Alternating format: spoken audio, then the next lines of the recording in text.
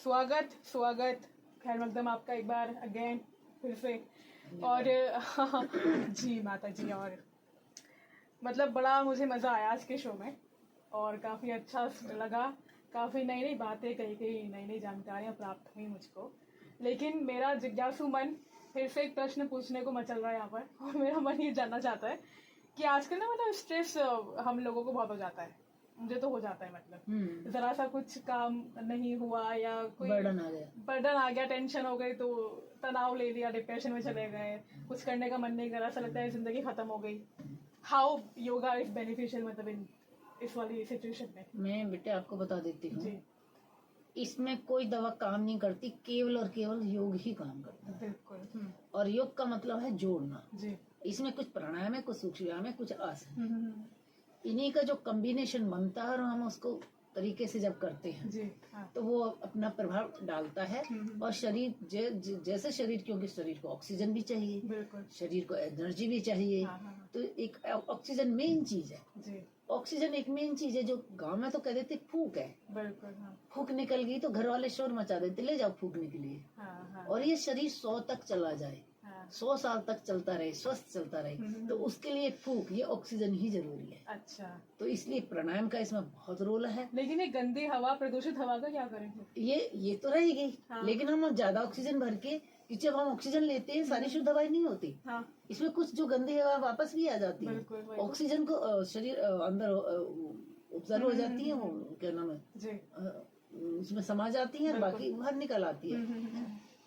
तो ज्यादा हम ऑक्सीजन इनहेल करेंगे तो मात्रा भी तो बढ़ जाएगी ना। हाँ, तो शुद्धिकरण तो हो जाएगा ना। अब ये शुद्धिकरण बाहर तो कहीं हो नहीं सकता, मशीनों से भी नहीं हो रहा। मशीनों से भी हो सकता है तो ज्यादा कार्बन डाइऑक्साइड निकाल देंगे, वो वातावरण को दूषित कर देंगे। तो जो अपना ऑटोमेटिक है उससे ये बड़ा ही फायदा है इससे। और जो किसी भी तरह का, मैंने तो ये देखा, अपने शरीर से भी देखा है, क्योंकि मैंने अपने कैंसर से जो जैसे शरीर में खराबी हुई, सारे अंग दोबारा से बने, दोबारा से काम करना शुरू किया, दोबारा से 4 साल नहीं सोई थी, कैंसर की दवाइयों से खा के ब्रेन सूख गया, वो ठीक काम करना शुरू हो गया, याददाश्त आ गई। और अब आप देख रहे हो, जब तुम्हें 26 साल की जब शुरू हुआ, 20 साल मेरे निकले और इस समय मेरा 71वां साल चल रहा है और मैं दिन रात काम करती हूँ। ये ऑक्सीजन लेवल बॉडी में चाहिए। ऑक्सीजन लेवल आपका ठीक है तो शरीर, हमारे जो ब्लड में 2 सेल्स होते हैं, WBC RBC। WBC बढ़ जाते हैं तो ब्लड कैंसर हो जाता है। अच्छा, उनका बढ़ना भी खतरनाक है? बढ़ना भी खतरनाक है, इनका बैलेंस होना चाहिए। अच्छा। और जितनी आप ऑक्सीजन लोगे, ये WBC खत्म होना शुरू हो जाते हैं, क्योंकि ये उसमें सरवाइव नहीं करते ऑक्सीजन में। तो मरीज ठीक होना शुरू हो जाता है जल्दी। कम दवाइयों की असर हो जाता है। तो जूसेस बताते हैं, उसमें थोड़ा व्हीट ग्रास है, पुदीने के 7 पत्ते, पुदीने नीम के 5 पत्ते हैं, बेल पत्र के 5-7 पत्ते, ऐसे करके और गोधन अर्क डाल देते हैं। अच्छा। ये जूस बना के दे देते, ये बड़ा काम करता है कैंसर वाले पेशेंट का, ये प्योरिफिकेशन करता है। अच्छा माता जी, आप मतलब गौमूत्र का भी कुछ रोल होता है? गौमूत्र का बहुत रोल है, गाय, देसी गाय होनी चाहिए।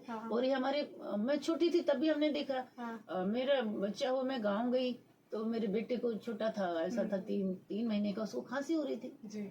और दादी, बच्चिया थी हमारे घर में, देसी गाय थी, तो दादी ने वो बच्चिया का वो लिया और कपड़ों में छान के, 8 तय बना के कपड़े में छान के और चम्मच से 2 बूंद डाल दी उसको। अच्छा, 2 बूंद मतलब काफी? बच्चा 3 महीने का बच्चा। अच्छा, 3 महीने का बच्चा, वो खांसी ठीक हो गई।